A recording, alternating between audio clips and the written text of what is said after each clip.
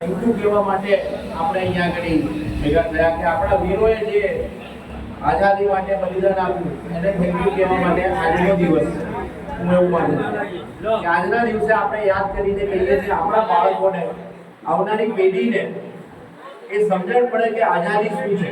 આઝાદી એટલે માત્ર ખાલી એ શબ્દ નથી પણ એક જીવનશૈલી છે।